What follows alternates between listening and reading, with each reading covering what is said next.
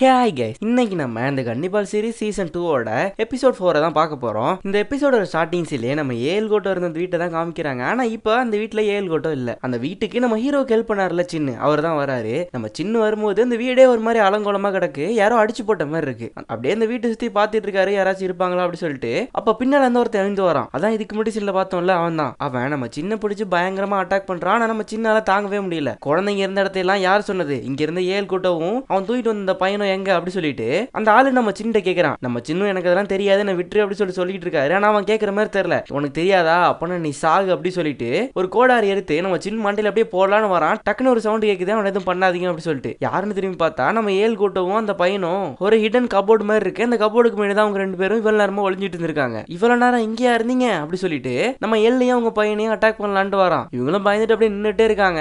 இவங்களுக்கு என்ன பண்றேனே தெரியல. சடனா நம்ம எல்லோட பையன் ஒரு ஆசிட் பாட்டில் எடுத்து அந்த ஆள் மூஞ்சிலே எரிஞ்சிடறாரு. அந்த பையன் கிளவுஸ் போட்டிருக்கனால அவனுக்கு எதுவும் பண்ணல. ஆனா அந்த ஆளுக்கு மூஞ்செல்லாம் அப்படியே செதஞ்சு போயிடுது. அவன் வழியில செமையா கத்திக்கிட்டு இருக்கான். சரி இருமை கிளம்ப மாட்டான் அப்படி சொல்லிட்டு பார்த்தா அந்த வழியிலையும் கிளம்பிடுறான். அப்படியே மூஞ்செல்லாம் காட்டுறாங்க பாருங்களேன். அந்த ஒரு வழியிலுமே நம்ம எல்லாம் கொள்ளடும் அப்படி சொல்லிட்டு தான் வரான். ஆனா நல்ல வேலையா நம்ம சின்ன பின்னால இருந்து அவனை அட்டாக் பண்ணிடுறாரு. அவன் அப்படியே மயக்கமாயிடுறான். இங்க அப்படியே சீன் கட் ஆகுது. அப்படியே கட் பண்ணி நம்ம ஹீரோ இருக்கிற அந்த டனலை தான் காமிக்கிறாங்க. அங்க நம்ம கியோசிக்கு சொல்றான், ஓகே ஒன்னும் பிரச்சனை இல்ல, இதுக்கு ஒரு எண்டை போட்டுடலாம், நீ என்னோட தம்பி அமிச்சிரு, நான் அவனோட குழந்தையும் ஒய்ஃபையும் கொடுத்துறேன் அப்படின்னு சொல்லிட்டு நம்ம கியோசிக்கு ஹீரோட்ட சொல்லிட்டு இருக்கான். அதுக்கு நம்ம ஹீரோவும் சரி ஓகே, ஆனா நான் எப்படி நம்புறது, நானும் அதுக்கு ஒரு எண்டை போடணும் தான் நினைக்கிறேன் அப்படி சொல்லிட்டு நம்ம ஹீரோ கியோசிக்கிட்ட சொல்றாரு. அதுக்கு கியோசிக்கவும் சரி ஓகே, அப்போ நான் 1 2 3 எண்றேன், ரெண்டு பேருமே அட் டயத்துல அவங்க ஹாஸ்டேஜ் விட்டுறலாம் அப்படி சொல்லிட்டு நம்ம கியோசிக்க ஹீரோட்ட சொல்றான். நம்ம ஹீரோவும் ஓகேன்றாரு. அப்படியே நம்ம கியோசிக்க கவுண்ட் பண்ணலான்னு போறான். அப்ப பின்னால இருந்து அடியால் இருக்காருல, இரு கியோசிக்கே, நான் அவன் தம்பிட்ட கொஞ்சம் கொஸ்டின் கேட்கணும் அப்படி சொல்லிட்டு அவர் நம்ம கியோசிக்க ஸ்டாப் பண்றாரு. அவர் என்ன கேட்கிறாருன்னா, ஏன் யோசிக்கே, உனக்கு இருக்கிற ஸ்கில்லுக்கு நீ இந்த போலீஸ் டேலாம் மாட்டிக்கிறதுக்கு வாய்ப்பே இல்லையே, அதுவும் இல்லாம நீ அங்க ஸ்னைப்பரா தானே இருந்த, உன்னை இவங்க எப்படி பிடிச்சாங்க அப்படி சொல்லிட்டு அந்த அடியாளி யோசிக்கிட்ட கொஸ்டின் கேட்கிறாரு. நம்ம யோசிக்கவும் சொல்ல வராரு. ஆனா நம்ம ஹீரோ சொல்ல விட மாட்டாரு. நான் தான் உன்கிட்ட சொன்னல பேசாதுன்னு, அப்புறம் எதுக்கு சொல்லிட்டே இருக்க அப்படி சொல்லிட்டு நம்ம ஹீரோ தொடர்ந்து நம்ம யோசிக்க ஸ்டாப் பண்ணிட்டே இருக்காரு. ஆனா அந்த அடியாளி திரும்ப திரும்ப கேட்க நம்ம யோசிக்க சொல்ல ஆரம்பிக்கிறாரு, நான் ஒன்னும் நம்ம குடும்பத்துக்கு துரோகம் எல்லாம் பண்ணல, நான் யாருமே சாக வேணாம்னு நினைச்சேன், நீங்க சொல்றீங்களே அப்பாவே ஆடு மாடுங்கன்னு, அவங்க எல்லாம் எனக்கு மனுஷங்க மாதிரி தான் தெரியுறாங்க, எவ்வளவு அப்பாவே இருக்காங்க, அவங்கள எப்படி கொல்றது உங்களெல்லாம் மனசு வருது, நான் இருக்கிற வரைக்கும் நான் யாரையும் சாக விட மாட்டேன், அதனாலதான் அப்படி பண்ணேன் அப்படி சொல்லிட்டு நம்ம யோசிக்க அந்த ஆள்கிட்ட சொல்றாரு. அப்ப நம்ம யோசிக்கவும் நீ இது வரைக்கும் பண்ண எல்லாமே தப்பா தான் பண்ணிட்டு இருக்க, ஒழுங்கா இதோட நிறுத்திக்கோ அப்படி சொல்லிட்டு நம்ம யோசிக்கிட்ட சொல்றான். அப்ப நம்ம ஹீரோ சொல்றாரு, நீ தானே அந்த குழந்தைங்க இருக்கிற இடத்த என்கிட்டயே சொன்ன, இப்போ நீ இவனுங்களுக்கு சாதகமா பேசுற அப்படி சொல்லிட்டு அதுக்கு நம்ம யோசிக்கவும் அதை சமாளிக்கிற விதமா வாயை மூடு அப்படி சொல்லிட்டு சொல்றாரு. அப்ப அந்த அடியால் சொல்றாரு, குழந்தைங்க இருந்த இடத்த சொன்னது யோசிக்க இல்ல, அது யோசிக்கோட அப்பா, அவரையும் யோசிக்க அந்த விஷயம் தெரிஞ்சவனே கொண்டுட்டான் அப்படி சொல்லிட்டு அந்த அடியாலும் நம்ம ஹீரோட்ட சொல்றான். இது கேட்டு நம்ம யோசிக்க இது உண்மையானா, நீங்க அப்பாவை கொன்னுட்டீங்களா அப்படி சொல்லிட்டு நம்ம யோசிக்கிட்ட கேக்குறான். அதுக்கு நம்ம யோசிக்கவும் ஆமா நான் தான் கொன்னேன், நம்ம குடும்பத்துக்கு துரோகம் செஞ்சவங்களாம் தண்டனை அனுப்பிச்சு தான் ஆகணும் அப்படிங்கிற மாதிரி நம்ம யோசிக்கவும் அவன் தம்பிகிட்ட சொல்றான். அப்போ அந்த குண்டா இருப்பால ஒரு ஆளு, அவன் நம்ம ஹீரோயினையும் மஷிரோவும் பார்த்துட்டு இருமே இதுங்க தேவையில்ல, நான் இங்கே இதுங்களை கொன்னுறேன் அப்படி சொல்லிட்டு அந்த ஆளு நம்ம ஹீரோயினையும் மஷிரோவையும் அப்படியே ஷூட் பண்ண ரெடி ஆகுறான். ஆனா நம்ம யோசிக்க அந்த குண்டா ஆளை ஷூட் பண்ண விடாம நம்ம யோசிக்க அங்க தடுத்துறாரு. நீ இந்த கோட்டோ ஃபேமிலியை காப்பாத்தினதை விட அந்த ஆடு மாடுகளை காப்பாத்தினதா அதிகம், நீ எப்பயுமே அந்த ஆடு மாடுகளுக்கு தான் சாதகமா நடந்துகிட்டு இருக்க, உன்ன மாதிரி துரோகிகள்லாம் இந்த குடும்பத்துக்கு தேவையே இல்ல, ஆல்ரெடி உன்னோட வாரிசு தான் இருக்குல்ல, நாங்களே அதை பாத்துக்கிறோம், இனிமே நீ இந்த குடும்பத்துக்கு தேவையே இல்ல அப்படி சொல்லிட்டு அந்த குண்டை நமக்கு யோசிக்கவும் சுட வரான். இதை பார்த்திருந்த அடியாளு செமையா கடுப்பாகிறான். என்னதான் இருந்தாலும் யோசிக்க கோட்டோ ஃபேமிலியோட ஹெட் இல்ல, யோசிக்கவே அந்த ஆளு கொல்ல தயாரானோன்னு அந்த அடியாள் கடுப்பாயிடுறான். அப்படியே அந்த அடியாளு அந்த குண்டை மண்டையை பிடிச்சி ஒத்த கையால நசுக்கி கொண்டுறான். அப்படியே அந்த அடியாளு அந்த குண்டனை கொண்டுட்டு இருக்கும் போது நம்ம ஹீரோவோட கன் எடுத்து அங்க உள்ள எல்லாருமே சுட்டுறாரு. ஆனா அந்த அடியாள் மட்டும் அந்த கன் ஷாட்ல இருந்து எஸ்கேப் ஆகி நம்ம ஹீரோ அட்டாக் பண்றதுக்காக போறான். நம்ம ஹீரோவும் அந்த அடியாளை எவ்வளவு ஷூட் பண்ண ட்ரை பண்றாரு. ஆனா அவரால் ஷூட் பண்ணவே முடியல. ஒரு கட்டத்துல நம்ம அடியாளு நம்ம ஹீரோ ஃபுல்லா லாக் பண்ணி நம்ம ஹீரோட கழுத்தை பிடிச்சி நெரிச்சிட்டே இருக்கான். நம்ம ஹீரோவால மூச்சு விடவே முடியல. கொஞ்சம் கொஞ்சமா அவருக்கு கான்சியஸ் போயிட்டே இருக்கு. அவர் ஹோல்ட் பண்ணிருந்த கண்ணை கூட அவரால் பிடிக்க முடியல. அப்படியே ஒரு ரைட் கையில வச்சிருந்த அந்த கண்ணை அவர் செஸ்ட் மேல உழுந்த அந்த கண்ணை டக்குன்னு லெஃப்ட் ஹேண்டால எடுத்து அந்த அடியால அங்கேயே போட்டு தள்ளுறாரு. அப்பதான் நம்ம ஹீரோக்கு மூச்சே வருது. அப்படியே நம்ம ஹீரோ அந்த ஆள்கிட்ட எஸ்கேப் ஆயிடுறாரு. அப்படியே நம்ம ஹீரோவும் யோசிக்கவும் ஒருத்தர் எய்ம் பண்ணி நின்னுட்டு இருக்காங்க. அப்ப நம்ம ஹீரோ கேக்குறாரு, நீ யார் செய்யறா ஃபர்ஸ்ட், குழந்தைங்களையும் காப்பாத்த ட்ரை பண்ற, இப்ப இவனுங்க சைடும் நிக்கிற, நீ என்ன நினைச்சிட்டு இருக்க, உனக்கு என்னதான் வேணும் அப்படி சொல்லிட்டு நம்ம ஹீரோ கியோசிக்கிட்ட கேக்குறாரு. அதுக்கு கியோசிக்கவும் ஆக்சுவலா எனக்கு என்ன வேணுங்கிறது எனக்கே தெரியல, நான் இருமே என்ன பண்ண போறோங்கிறது எனக்கு தெரியல அப்படி சொல்லிட்டு நம்ம கியோசிக்க ஹீரோட்ட சொல்றாரு. அப்போ நம்ம ஹீரோ ஹோல்ட் பண்ணிட்டு இருக்க அந்த கன்ல மேல இருந்து ஏதோ தண்ணி மாதிரி ஊத்துது. அது என்ன அப்படி சொல்லிட்டு மேல பாக்கும்போது தான் அந்த கிழவன் இருக்கான்ல, அவனோட சலைவா தான் ஹீரோட கன்ல ஊத்தி இருக்கு. அப்படியே அந்த கிழவன் மேல இருந்து கீழே குதிக்கிறான். அவன் நம்ம ஹீரோவையோ கியோசிக்கவோ அட்டாக் பண்ணல. ஆனா அந்த கிழவன் மஷிரோவையும் ஹீரோயினையும் ஹீரோயினையும் பாத்துறான். இவனுக்கு தான் குழந்தைங்களை சாப்பிடுறது ரொம்ப பிடிக்குமே. அப்படியே நம்ம மஷிரோவை நோக்கி போக ஆரம்பிக்கிறான். ஆனா நம்ம ஹீரோ அந்த கிழவன் காலை பிடிச்சி இழுத்துக்கிறாரு. அவனுக்கு நம்ம ஹீரோலாம் ஒரு மேட்டரே இல்ல. அப்படியே தரன்னு நம்ம ஹீரோ இழுத்துட்டு போயிட்டு இருக்கான். ஒரு கட்டத்துல நம்ம ஹீரோ நெஞ்ச பிடிச்சு மெதிக்க ஆரம்பிச்சிடறான். நம்ம ஹீரோவோட அதை தாங்கவே முடியல. ஆல்மோஸ்ட் சாகர நிலைமைக்கு போயிடுறாரு. திரும்ப அந்த கிழவன் மஷிரோ நோக்கியே போயிடுறான். நம்ம ஹீரோயினும் மஷிரோவும் அப்படியே பயந்து நடுங்கிட்டு உட்காந்துருக்காங்க. அப்படியே அந்த ஆள் வந்து மஷிரோ அப்படியே தூக்கிட்டு ஓடி போயிடுறான். அப்ப நம்ம ஹீரோயின் சொல்றாங்க, மஷிரோ மட்டும் இப்ப செத்தா அதுக்கு எல்லாத்துக்கும் காரணம் நீதான், போயிட்டு மஷிரோவை காப்பாத்து அப்படி சொல்லிட்டு நம்ம ஹீரோயின் ஹீரோட்ட சொல்றாங்க. நம்ம ஹீரோவால எந்திரிக்கவே முடியல.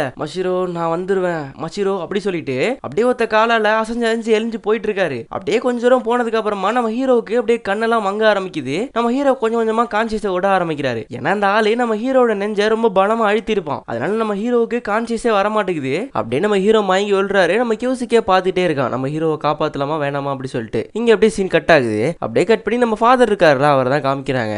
நம்ம ஹீரோவையும் ஹீரோயினையும் இவர் தான் மறைச்சு வச்சு வைத்தியம் பார்த்துட்டு இருக்காரு. அப்படியே நம்ம ஃபாதரே ஹீரோயினுக்கெல்லாம் வைத்தியம் பண்ணிட்டு நம்ம கியூசிகேட்ட தான் வராரு. அங்க வந்து என்ன சொல்றாருன்னா, இங்க பாரு கியூசிகே, அந்த ஆபீஸரோட ஒய்ஃபை நம்ம உடனே ஹாஸ்பிட்டலுக்கு கூட்டு போகணும், என்னால இங்க இருந்து கிளம்பி வர முடியாது, சோ ஏதாவது ஏற்பாடு பண்ணி அப்படி சொல்லிட்டு அந்த ஃபாதர் அங்க சொல்றாரு. இங்க பாரு யோசிக்கே, நீ தான் அந்த ஆபீஸரோட ஒய்ஃபை கூட்டு போக போற சரியா அப்படி சொல்லிட்டு அந்த கியூசிக்கே அவன் தம்பி யோசிக்கிட்ட சொல்றான். நம்ம ஃபாதரும் ஹீரோட்ட வந்து, இங்க பாருங்க உங்களோட ஒய்ஃபுக்கு கொஞ்சம் மெடிக்கல் ஃபெசிலிட்டில தேவைப்படுது, சோ நாங்க அவங்கள இங்க இருந்து கூட்டிட்டு போக போறோம், சோ அது வரைக்கும் நீங்க இங்கேயே பத்திரமா இருக்கலாம், உங்களுக்கு எந்த பிரச்சனையும் வராது, உங்க ஒய்ஃப் மட்டும் தான் கூட்டிட்டு போக போறோம் அப்படிங்கிற மாதிரி அந்த ஃபாதர் நம்ம ஹீரோட்ட சொல்றாரு. இங்க எப்படி சீன் கட் ஆகுது. அப்படியே கட் பண்ணி நம்ம ஹீரோயினையும் மஷிரோவையும் காப்பாத்தி கூட்டி வந்திருப்பாங்களே ஒரு லேடி போலீஸ் ஆஃபீஸர், அவங்களோட பிரெக்னெண்டா இருந்திருப்பாங்களே அவங்கள தான் காமிக்கிறாங்க. அவங்களுக்காக கை கால்லாம் அடிபட்டு ஒரு மாதிரி அன்ஸ்டேபிளா இருக்காங்க. அப்ப அவங்கள ஒரு ஆஃபீஸர் மீட் பண்றாரு. அப்போ இவங்க பேசிக்கிறாங்க. இவங்க பேசிக்கிறத வச்சு நமக்கு என்ன தெரியுதுன்னா, ஹீரோ கிட்ட இருந்தோம் அங்க போன ஸ்வாட் டீம்கிட்ட இருந்தோம் இன்ன வரைக்கும் அந்த ஹெட் ஸ்டேஷனுக்கு எந்த தகவலும் வரல. சோ இந்த விஷயம் நேஷனல் செக்யூரிட்டி அளவுக்கு போயிடுச்சு. இது சமாளிக்கிறதுக்காக கிரிட்டிக்கல் மேனேஜ்மெண்ட்ல இருந்து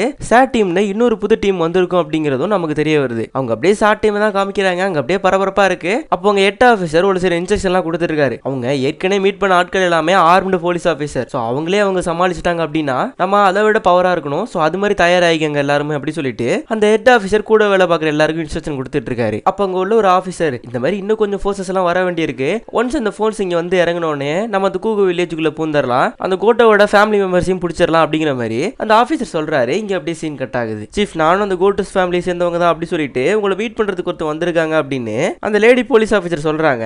யாருன்னு பார்த்தா நம்ம எல்லு வந்து அந்த ஆஃபீஸர்ட்ட, ஆமா நானும் அந்த கோட்டஸ் சேர்ந்தவ தான், எனக்கு என்னென்ன எல்லாம் தெரியுமோ அது எல்லாத்தையும் சொல்றேன், அந்த ஓட் ஃபெஸ்டிவல் இந்த கோட்டஸ் ஃபேமிலி எல்லாத்தையும் சொல்றேன் அப்படிங்கிற மாதிரி நம்ம எல்லு அங்க சொல்றாங்க. இங்க அப்படியே சீன் கட் ஆகுது. அப்படியே கட் பண்ணி நம்ம கியோசிக்கோ தான் காமிக்கிறாங்க. அவங்க கீழே கிடக்கிற ஒரு கண்ணை எடுத்து பார்த்துட்டு இருக்கான். அப்ப அவனுக்கு சின்ன வயசுல நடந்த ஒரு சில ஞாபகம்லாம் வந்து போகுது. அது என்ன அப்படின்னா, இதே மாதிரி ஒரு கண்ணை வச்சு தான் சின்ன வயசுல அவன் தம்பிக்கும் எப்படி சொல்லணும் அப்படின்னு சொல்லி கொடுத்துட்டு இருப்பான். அப்படி அவன் சொல்லி கொடுத்துட்டு இருக்கும் போதே நம்ம கின்கோட்டை பாட்டி இருக்காங்கல்ல, அவங்க நம்ம கியோசிக்கே கூப்பிடுறாங்க. இங்க வா கியோசிக்கே, இந்த குடும்பத்திலேயே முக்கியமான ஒருத்தங்களை நான் உனக்கு காமிக்கணும் அப்படின்னு சொல்லிட்டு அந்த பாட்டி நம்ம கியோசிக்கே கூட்டிட்டு போறாங்க. அங்க போய் பார்த்தா அந்த கிழவன் நம்ம கியோசிக்கேக்கு அந்த கிழவனை பார்த்தவனே பயம் வர ஆரம்பிச்சது, கை கால்லாம் நடுங்குது. நீ பயந்தா போயிட்ட அப்படி சொல்லிட்டு அந்த பாட்டி கேக்குது. ஆமா பாட்டி எனக்கு பயமா இருக்கு அப்படி சொல்லிட்டு சொல்றான். அதுக்கு அந்த பாட்டியும் இந்தா இதை கொடு அப்படி சொல்லிட்டு ஒரு பெட்டியை கொடுக்குது. அந்த பெட்டியில என்ன இருக்கு அப்படி சொல்லிட்டு திறந்து பார்த்தா ஒரு மனுஷனோட கையும் காலும் இருக்கு. அப்படியே பெட்டியில இந்த கையும் காலையும் எடுத்து போடுறாங்க. அந்த ஆள் அதை அப்படியே மிருகத்தனமா சாப்பிட்டுட்டு இருக்கான். அப்ப இந்த கிளவி பேக்ரவுண்ட் வாய்ஸ் ஓவர்ல சொல்லுது, நம்ம கோட்டஸ் ஃபேமிலியோட முக்கியமான வேலையே இவரை ப்ரொடெக்ட் பண்றதுதான், இவதான் நம்மளோட கடவுள், இவளை காப்பாத்துறதா நம்மளோட முதன்மையான வேலையை அப்படி சொல்லிட்டு அந்த கின்கோட்டை பாட்டி சொல்லிட்டு இருக்காங்க. அப்படியே கட் பண்ணி பிரசன்ட் தான் காமிக்கிறாங்க. அப்படியே நம்ம கியோசிக்கே ஹீரோ முன்னாடி போய் உட்காந்துட்டு இருக்காரு. எதுக்கு எங்களை காப்பாத்துறேன் அப்படி சொல்லிட்டு நம்ம ஹீரோ கியோசிக்கேட்ட கேட்கிறாரு. அதுக்கு நம்ம கியோசிக்கேவும், எனக்கு உன்னை சுத்தமா பிடிக்காது, இது இருந்து நான் உன்னை ஏன் காப்பாத்துறேன் அப்படின்னா இதுக்கப்புறமும் நான் யாரையும் பலி கொடுக்க விரும்பல, உன்னோட குழந்தைய சேர்த்து தான், அவ இன்னும் சாகலாம் இல்ல இன்னும் உயிரோட தான் இருக்கா அப்படி சொல்லிட்டு அந்த கியோசிக்கே சொல்றான். அதுக்கு நம்ம ஹீரோவும், நீ என்ன சொல்ற, என் குழந்தை நல்லா இருக்கால, அவளுக்கு எதுவும் ஆயிடலையே, ஆமா அவளுக்கு ஒன்னும் ஆகலன்னு எப்படி கன்ஃபார்மா சொல்ற அப்படிங்கிற மாதிரி நம்ம ஹீரோ கியோசிக்கிட்ட கேட்கிறாரு. அது கியோசிக்கவும், கண்டிப்பா அவ சாக மாட்டா, இன்னும் இந்த ஃபெஸ்டிவலுக்கு நிறைய டைம் இருக்கு அப்படி சொல்லிட்டு நம்ம கியோசிக்கே ஹீரோட்ட சொல்றாரு. அதுக்கு நம்ம ஹீரோவும், அதை எப்படி நீ அவ்வளவு கன்ஃபார்மா சொல்ற, ஃபெஸ்டிவலுக்கு முன்னாடி என் குழந்தைக்கு எதுவும் ஆகாது அப்படிங்கிற மாதிரி அப்படின்னு கேட்கிறாரு. அதுக்கு அந்த கியோசிக்கவும், அதனாலே அந்த ஃபெஸ்டிவலுக்கு முன்னாடியே எதையும் சாப்பிட மாட்டான், உன் குழந்தையும் சேர்த்துதான், அதனாலதான் அப்படி சொல்றேன், அதான் ரூல், இந்த ஃபெஸ்டிவலோட ரூல் அப்படின்னு சொல்லிட்டு அந்த கியோசிக்கே நம்ம ஹீரோட்ட சொல்றான். அப்ப நம்ம ஹீரோவும் ஒரு தோன்ற கொஸ்டின்லாம் கொஞ்சம் கொஞ்சமா கேட்க ஆரம்பிக்கிறாரு. என்ன ரூல், அந்த ஆள் எதுக்காக முதல்ல மனுஷங்களை சாப்பிட்டுட்டு இருக்கான், இங்கே அந்த ஃபெஸ்டிவலா இந்த மாதிரி நடந்துட்டு இருக்கு அப்படிங்கிற மாதிரி நம்ம ஹீரோ வரிசையா கொஸ்டின் கேட்டு இருக்கும் போதே பேக்ரவுண்ட்ல ஒரு வாய்ஸ் வருது. யாருன்னு பார்த்தா நம்ம கிராண்ட்ஃபா. இது வெளியில இருந்து பாக்குறதுக்கு உங்களுக்கு எல்லாம் மிருகத்தனமா இருக்குல்ல, ஆனா ரொம்ப வருஷத்துக்கு முன்னாடி இதை பாத்துருந்தீங்கன்னா இது ஏன் அப்படி நடக்குது அப்படி சொல்லிட்டு உங்களுக்கு கண்டிப்பா தெரிஞ்சிருக்கும் அப்படி சொல்லிட்டு நம்ம கிராண்ட்ஃபா சொல்றாரு. நம்ம ஹீரோவும், இது யாரு அப்படி சொல்லி கேட்கிறாரு. அதுக்கு நம்ம ஃபாதரும், இதுதான் என்னோட கிராண்ட்ஃபா, இவர் தான் எங்க சீஃப் ரெசிஸ்டா இருந்தாரு, இவருக்கு அப்புறமா தான் நான் இங்க வந்திருக்கேன் அப்படிங்கிற மாதிரி நம்ம ஃபாதர் சொல்றாரு. அப்படியே கிராண்ட்ஃபா அவரோட கதையெல்லாம் கண்டினியூ பண்ண ஆரம்பிக்கிறாரு. ரொம்ப நாளைக்கு முன்னாடி யோசிக்கே நீ கூட அப்ப குழந்தையா இருந்த அந்த மனுஷன் அவன் தான் இந்த சிம்பிள் ஆஃப் கோட்டோ ஃபேமிலி. அவன் ஒன்னும் அவ்வளவு மோசமானவெல்லாம் கிடையாது நீங்க நினைக்கிற மாதிரி. அவனுக்குள்ளேயும் இறக்கம் பணிவெல்லாம் நிறையவே இருக்கு. அவ அப்ப கின் கோட்டோ எல்லாம் கிடையாது. உங்களுக்கு தெரியுமா அவ எவ்வளவு அழகா இருப்பான்னு? அவரோட அழகு ஒண்ணு போதும் இங்க உள்ள ஆண்கள் எல்லாரையுமே பைத்தியம் பிடிக்க வச்சிரும். அவ்வளவு ஒரு வசீகரமான அழகு அவளுக்கு. அவளோட கண்ணு இருக்கே அப்படி சொல்லிட்டு அந்த கிராண்ட்ஃபா நம்ம கின் கோட்டோ பாட்டி அப்படியே வர்ணிச்சுக்கிட்டே இருக்காரு. இங்க அப்படியே இந்த எபிசோடு முடியுது. சோ அடுத்த எபிசோட பார்க்கணும்னா மறக்காம சப்ஸ்கிரைப் பண்ணிக்கோங்க. See you again. கண்டிப்பா அடுத்த எபிசோடு சீக்கிரமா போட்டுருவேன். சோ மிஸ் பண்ணாம சப்ஸ்கிரைப் பண்ணிக்கோங்க. Once again thank you.